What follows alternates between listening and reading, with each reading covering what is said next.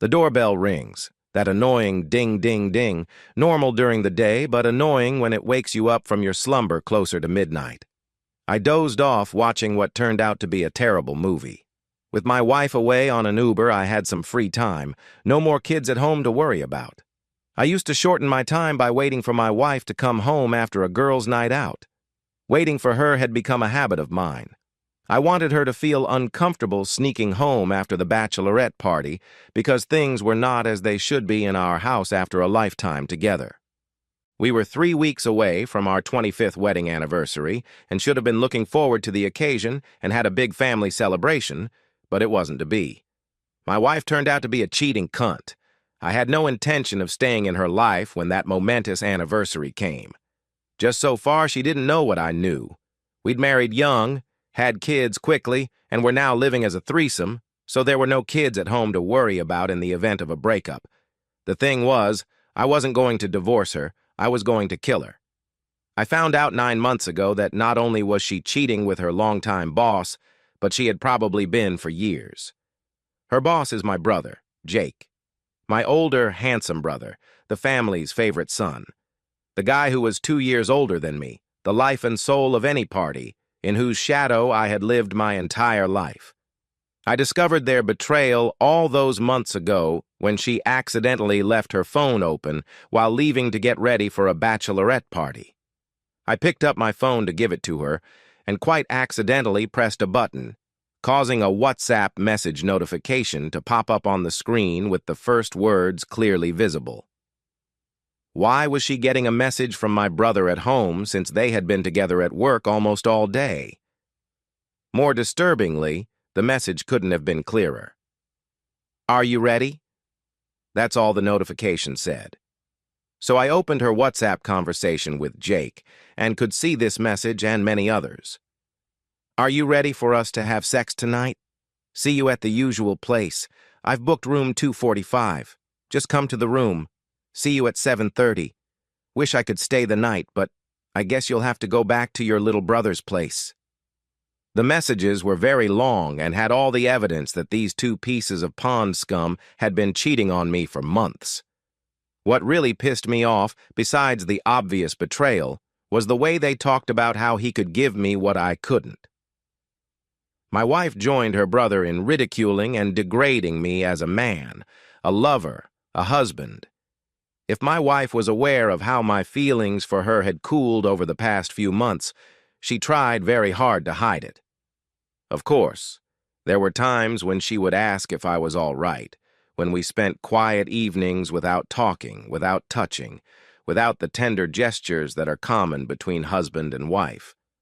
I always brushed it off, hoping it would at least worry her about the future. Apparently, it didn't bother her that our sex life had seriously diminished. Perhaps she didn't notice because their reports indicated that she was getting her needs met 3 to 4 times a week between work and the bachelorette party every Friday. From the reports, it must have been a relief for her to not have to pretend to enjoy sex with me. If she didn't love me anymore, she could have ended our marriage and slept with whoever she wanted, but instead she entertained me like a low-life whore. I would have preferred a divorce even though it would have been painful, as I loved her completely even before I saw that fateful text message. The only exception to our sex life occurred when my brother and his family went to Florida for 2 weeks. During that first weekend, she began to seem more and more lovey-dovey to me. She would press her body against me late at night and early in the morning. I fucked her twice in those 2 weeks with hatred, but most of the time she was clearly baffled by my lack of interest. I would have liked to resist her even more, but not only did I need a release, but I didn't want her to realize that by completely ignoring her, I knew she was a cheating slut. So why didn't I just confront them? Easy. I was working on a plan to kill them. Yeah, and you thought I was a novice for these 2 pieces of shit-cheating bastards. No way. I was hoping to avoid a life sentence, but if that's how the cards fell, I'd rather live with that than the pain of betraying my wife and brother. Over the long months, I had time to go through literally dozens of plans on how to end them. Of course, wishing them both dead was a big problem. They were usually only together when they were having fun, at work, or for family reasons. How to kill them in a way that it wouldn't be too obvious that I did it. I thought about paying for a drive-by shooting, but that wouldn't allow me to risk the lives of innocents, including my own, at a family celebration. I wondered if carbon monoxide poisoning, the silent killer, couldn't be used. Yes, there had been cases in hotels, but the place they used for their dates was state-of-the-art and used solar power for heating and electricity, so it was unlikely. I pondered many scenarios and saw problems in each one. I found it increasingly difficult to remain normal around them, especially when we got together as a family. They were just on the side of not being too obvious, assuming their audience knew nothing about their affair. But for me, who knew they were creepy cheaters, I saw those looks and gestures, the casual touches when they thought no one was looking.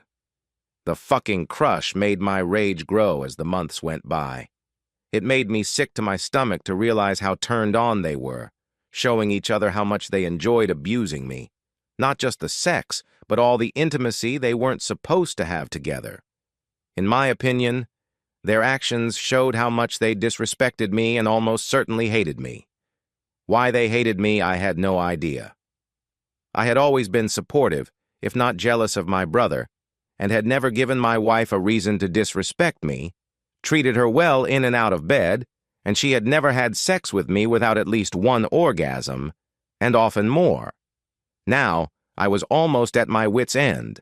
I had devised my latest plan, albeit a foolish one, but I decided that I would expose their cheating and shoot them both, and then try my luck with justice, hoping to use the admission of temporary insanity in my torment, but realizing that I was almost certainly in for a long prison sentence and the destruction of my own life as well as theirs.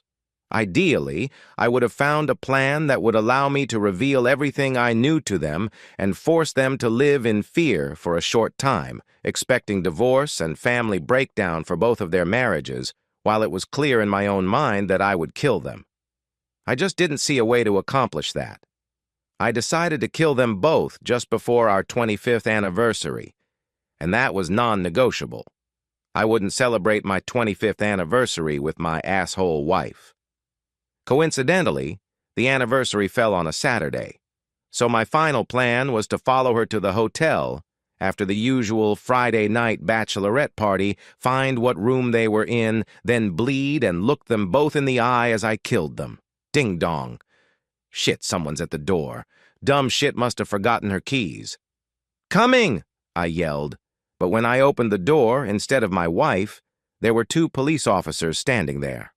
The older one told me who they were, Officers O'Reilly and Bukowski, and if they could come in. I invited them in, and they looked very solemn before O'Reilly spoke. "Sir, are you Mr. Richards, Irene Richards' husband?" I nodded in affirmation.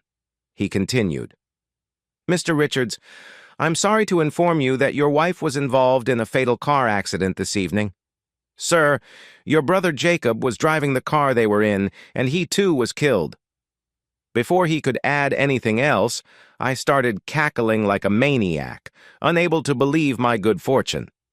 Not only had I been saved from jail, but we'd had insurance for a long time, one of which was to pay off the mortgage if the first spouse died so the remaining spouse wouldn't have to sell the house. Of course, it was almost paid off, so it wasn't much of a burden. But there was another policy for $500,000 for each of us. Not only would I stay out of jail, but I would be at a huge advantage financially.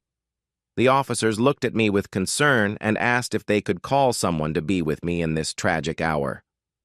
"No, officers. Thank you for your concern, but life just did me a favor. These two had been having an affair for 9 months. I spent almost all my waking hours trying to figure out how to end it, and now it's ended. It's natural justice, officers. I'm fine. What's more, I'm going to have a drink to celebrate. Would you like to join me?" They, of course, declined, since they were on duty, not to mention that they thought I was a bastard for being so distraught over the death of my wife and brother, and left asking me to call the morgue tomorrow morning and make an identification. I thought I'd been wise not to tell them I planned to kill both bastards in less than 3 weeks. No sense in bringing complications on myself. I showed the officers my true feelings, and with my friends and family, I'd play the role of the murdered husband for a short while until I could collect the insurance money to pay off the mortgage and replenish my wallet. I slept like a baby that night, and the next morning I went to make sure they hadn't revived overnight. When I arrived at the morgue and examined both bodies, my sister-in-law couldn't stand it and asked me to identify Jake and Irene. The orderly warned me, "Damn, what a mess!" And yes, from the looks of both of them, it happened fast. But how I hoped they had time to realize what was in store for them and that it was painful, albeit briefly.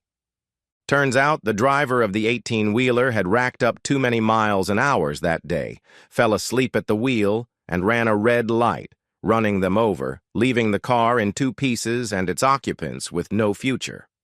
How bloody sad. Thankfully, there were no resurrections overnight. Both remained stone dead, ready for hellfire. Well, in her case, a solid cremation. If anyone wants her ashes, they're welcome. I'll toss them in the nearest dumpster. My problems that I had been struggling with for 9 months were solved. No need to screw up my own future, but in a way I would have loved to confront her before I killed her. But it was a big slice of luck. I got that bitch out of my future without any repercussions. I love karma, life goes on, but not for this couple of cheaters. I was able to smile again after 9 months of heartache. Fuck them both.